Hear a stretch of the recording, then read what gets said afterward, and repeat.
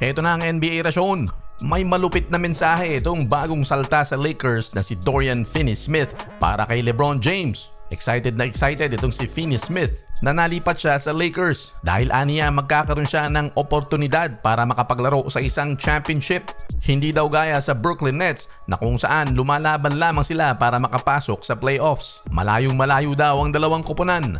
Ayon naman kay Coach JJ Redick, meron na naman daw silang isang matinding defender at isang elite spot up and catch and shoot 3-pointer.